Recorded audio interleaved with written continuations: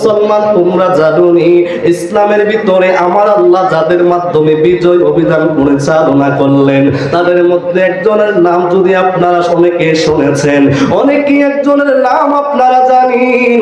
আমার নবীর অত্যন্ত সাহাবী যার নাম হলো হযরত খালিদ ইবনে ওয়ালিদ রাদিয়াল্লাহু তাআলা। খালিদ বিন ওয়ালিদের জীবনী পড়লে দেখা যায় যে খালিদ বিন ওয়ালিদ কোন যুদ্ধের ময়দানে পরাজয় বরণ করে নাই, কিন্তু একটা যুদ্ধের ময়দানে গিয়ে খালিদ বিন ওয়ালিদ যুদ্ধ করতে করতে করতে করতে একটা সময় তার মাথা থেকে মাথার পাগড়িটা জমিনের মধ্যে পড়ে গেল। খালিদ বিন ওয়ালিদ মাথার পাগড়িটা পড়ে যাওয়ার কারণে তিনি যুদ্ধ করার দিকে মনস্থ করলেন না, তিনি যুদ্ধের দিকে মনোযোগী হলেন না। তিনি তিনার পাগড়িটা খোঁজার জন্য ওই ময়দানের মধ্যে দৌড়াদৌড়ি ছোট ছোট টুকরো করে দিলেন। ইন টাইমে পিছন থেকে একজন সৈনিক ডাক দিয়ে বলে, ও আমাদের সেনাপতি, ও আমাদের সেনাপতি খালিদ বিন ওয়ালিদ, যুদ্ধের ময়দানে মুসলমানরা মারা যাচ্ছে, যুদ্ধের ময়দানে শত্রুর আক্রমণ করে, আপনি শত্রুর মোকাবেলা না করে আপনি কেন পাগড়ি তালাশ করেন?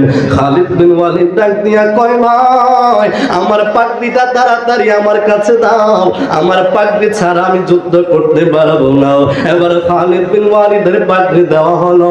খালিদ বিন ওয়ালিদ যুদ্ধ করলেন। যুদ্ধ যখন শেষ হয়ে গেল, যুদ্ধের পরে সৈনিকরা অত্যন্ত রাগান্বিত কিছুজন কয়, উনি যুদ্ধের ময়দানে আমাদের সেনাপতি যুদ্ধ থেকে ওনার মনোযোগ চলে গেল পাগড়ির দিকে, উনি কি যুদ্ধের চাইতে পাগড়িটারে বেশি প্রাধান্য দিল, উনি কি যুদ্ধের চাইতে ওনার কাপড়টারে বেশি প্রাধান্য দিল। লোকেরা ডাক দিয়া কয়, ও আমাদের সেনাপতি, আমাদের একটা অভিযোগ আপনার কাছে জানার ইচ্ছা। গো সেনাপতি, সেনাপতি। খালিদ বিন ওয়ালিদ কয়, বলো তোমাদের কি অভিযোগ, আমি শুনতে চাই। একজন ডাক দিয়া কয়, সেনাপতি, আমরা দেখছি যুদ্ধের ময়দানে আপনার মাথা থেকে যখন পাগড়িটা পড়ে গেল আপনি যুদ্ধ বন্ধ করে দিয়া পাগড়ি তালাশ করতে শুরু করে দিলেন, অথচ আমাদের মুসলমান সৈন্যরা তাদের কাছে মার খাচ্ছিল। ও সেনাপতি, আপনার কাছে কি মুসলমানের জীবনের চাইতে আপনার পাগড়ির মর্যাদা বেশি, পাগড়ির মূল্য বেশি? পাগড়ির দাম কি মুসলমানের জীবনের চাইতে বেশি? পাগড়ির দাম কি যুদ্ধের ময়দানে জিহাদ করার চাইতে দাম বেশি? খালিদ বিন ওয়ালিদ দুইটা চোখের পানি জর্জর করে ছেড়ে দিলেন।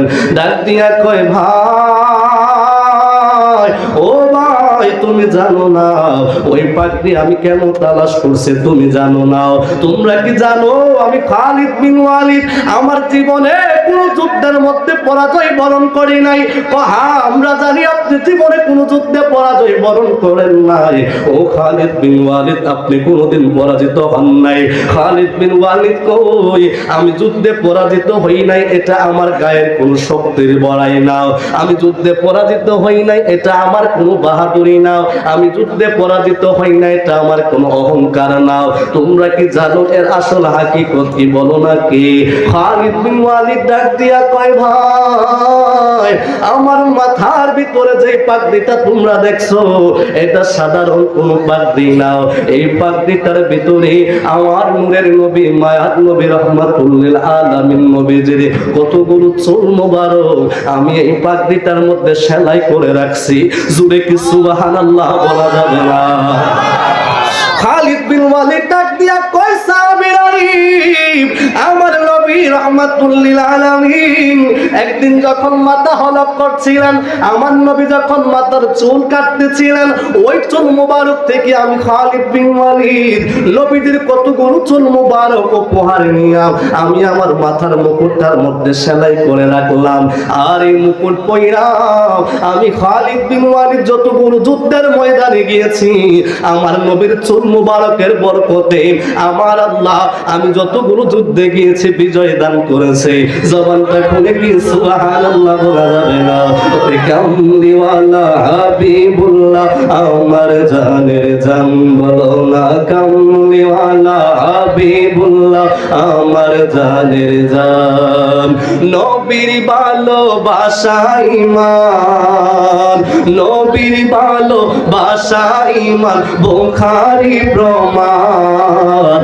আমার জানের জান, বলো না আমার প্রাণের প্রাণ, কামলিওয়ালা হাবিবুল্লাহ আমার জানের জান।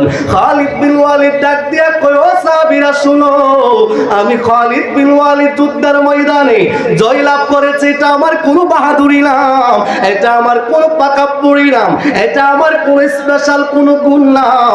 আমার নূরের নবীর চুল মুবারক আমি খালিদ বিন ওয়ালিদের মাথার মধ্যে টুপির মধ্যে সেলাই ছিল, এই জন্য এই চুল মুবারকের বরকতে আমার আল্লাহ বিজয় দান করলেন।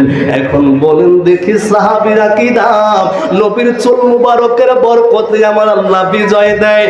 আর আমগো মোল্লারা কি দাম, আমার নবী নিজের কল্যাণ তো দূরের কথা, পরের কল্যাণ তো দূরের কথা, নিজের কল্যাণই করতে পারতেন না। নাউজুবিল্লাহ।